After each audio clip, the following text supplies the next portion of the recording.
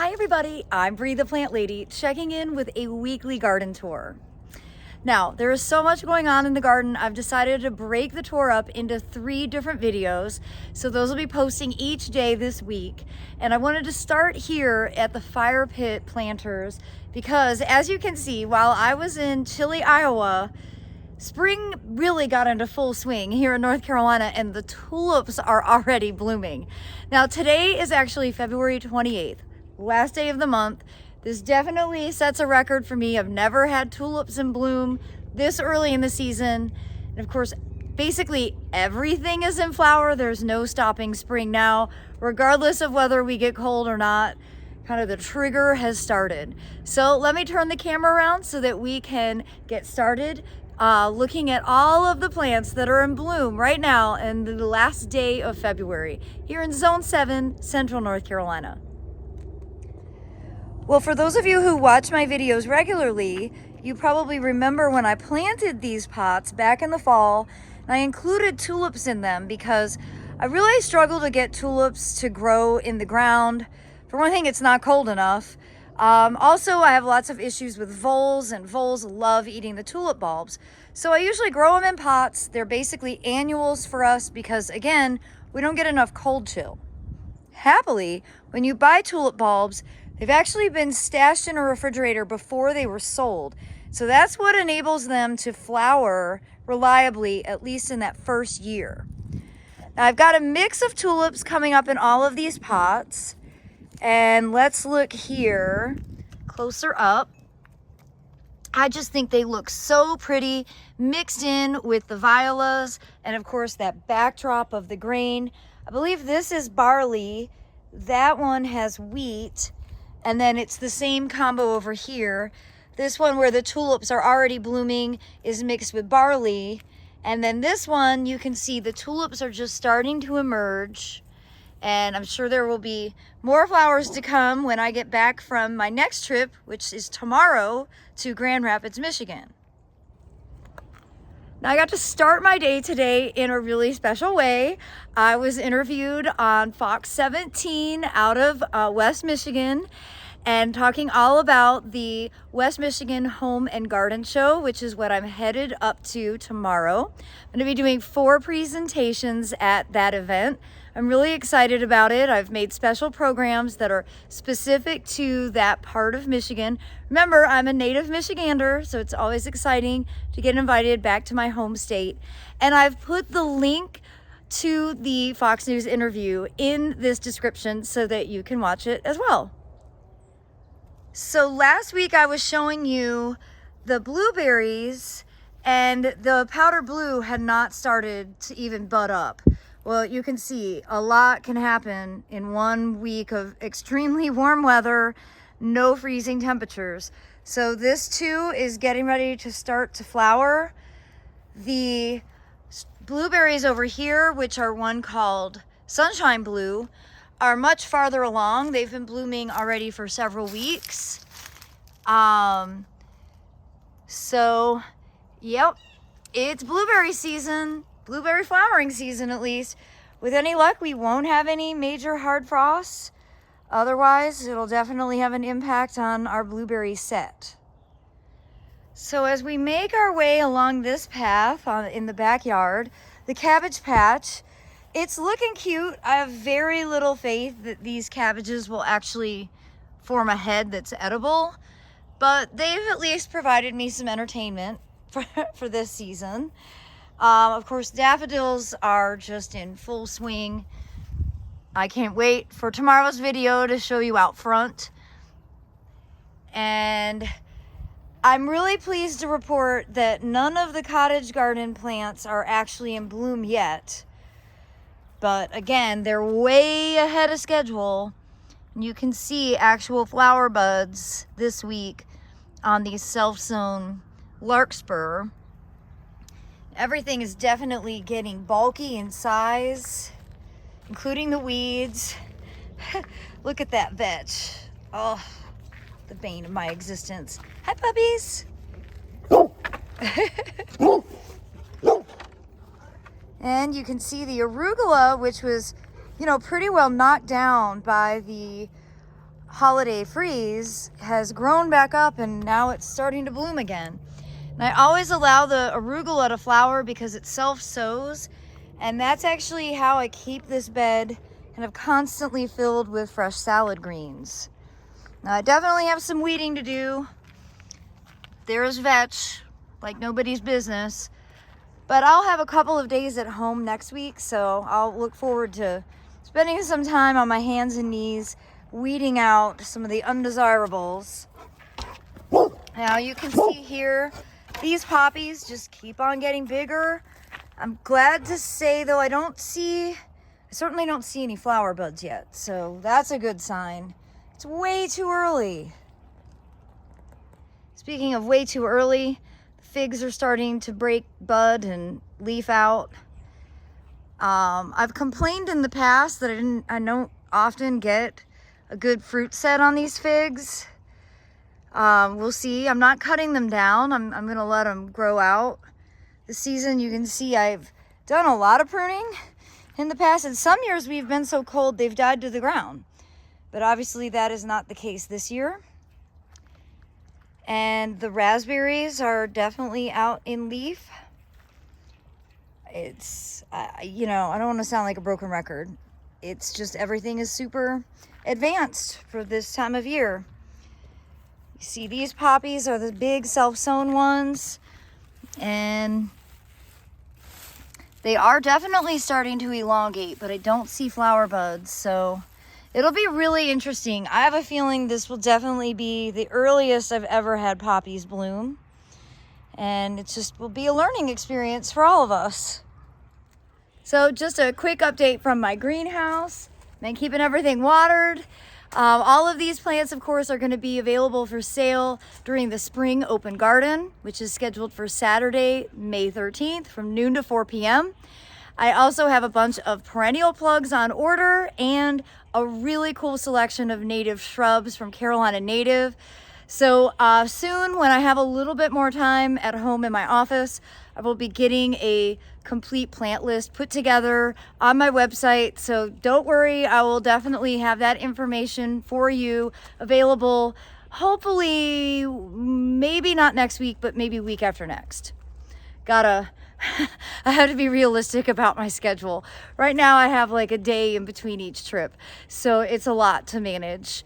But I'm really excited that I am back at live events again. It's been a long 3 years of, you know, really completely changing my business model. And now I'm like going back to what I used to do. And I will confess, traveling is exhausting, both road trips and flying. Flying adds an extra level of stress, especially when weather is a factor, and weather is basically always a factor when you're traveling in February and March. But I'm really grateful to get to connect with people again in person, and I'm really looking forward to going to Michigan this week. So if you're in that area, I hope that you'll plan to come out to the West Michigan Home and Garden show. It's at DeVos Place in downtown Grand Rapids. Reginald wanted to lead the tour today. He's still a little mad at me for being gone. And you can see behind him the self-sown poppies again continue to get enormous. All the poppies that I sowed, I think I did this like December 22nd. These are all looking really good. You can see the Aquilegia, which are also basically self-sown. They're growing really rapidly. Onions look amazing. These are all Egyptian walking onions, so they spread really easily and they grow really well. I'm glad I enjoyed this amount also of Salix when I did, because it's pretty much done now. You see that's just about finished flowering. It's leafing out. It's crazy to see so much green foliage in the end of February. Yeah, it's like more like what North Florida should look like, but not Central North Carolina. Oh my gosh, you guys. I don't know if I'm gonna be able to get up close to get a good video, But that is a hummingbird moth on an Edgeworthia flower. Again, I've definitely never seen hummingbird moths in February. So, holy smokes. Well, that is a really cool sighting. I love it. I'd say this is not an ordinary experience for that particular insect to be gathering nectar from this plant, which actually isn't blooming early. This is on schedule. Edgeworthias are normally flowering in the middle of winter, and it's just flowering a whole lot faster this year because of the heat. Usually we get to enjoy it for a lot longer. Petals are already starting to fall off, and I bet by the time I get home, the show will be over. So this is a great lesson in making sure you savor each moment. You know, time is not infinite, and especially in the garden, you just, well, you never know, because the weather is in control, not you. There's this great Grateful Dead documentary on Netflix, and in one of the episodes, there's a guy who used to help set up before the big shows, and he just made this great statement that I think is so accurate, that would help all of us be better adjusted at life. The situation is the boss. And that is so true, especially in gardening. You are absolutely never in control of your garden, so you might as well just be along for the ride and accept that, because otherwise you will constantly be frustrated and you may not actually enjoy the experience as much. Well, out here into the woodland, obviously I haven't been home to make floating flower arrangements, so I've got lots of hellebores in bloom. They are so pretty. This gold rush Edgeworthia is, again, I mean, they're just about finished. Gosh, I do feel like I fully embraced and enjoyed this, as I've been bringing Edgeworthias into floating arrangements for at least 2 months. I don't want the season to end. I love them so much. And again, lots of hellebores. It's been a fantastic season, not only for hellebores, but also for camellias. Now, remember, I don't really maintain this woodland very well. In the summer, it's filled with snakes. I don't really come back here. But look at this camellia. I'm hoping that I will get the name of it. I asked my friend who gave this to me. It's a really beautiful variety. Now, this is actually caused by rain, not cold, because it hasn't been cold here. But this is the best this has ever flowered. It's a really nice bloom.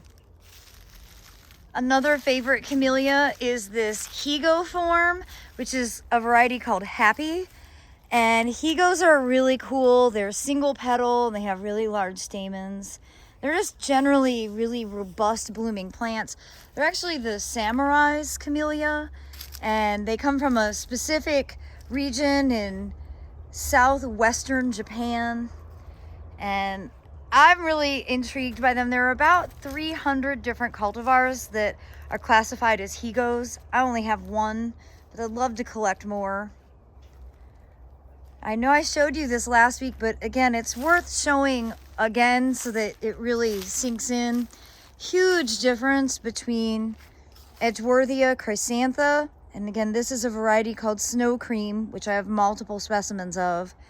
And this is Edgeworthia pepifera. And you can see just how tiny the blooms are. The plant overall, just the stature is smaller, the stems are much smaller. And I think it's really cool to have both. But this is a perfect example to be able to show the incredible difference between the two. Now I have got to get in here and weed this stupid Velcro weed, because this is the thing, I don't get it back here, and then the cats move the seeds all over the yard. So I never really accomplish what I need to accomplish, because I miss this big area that has it in the woods.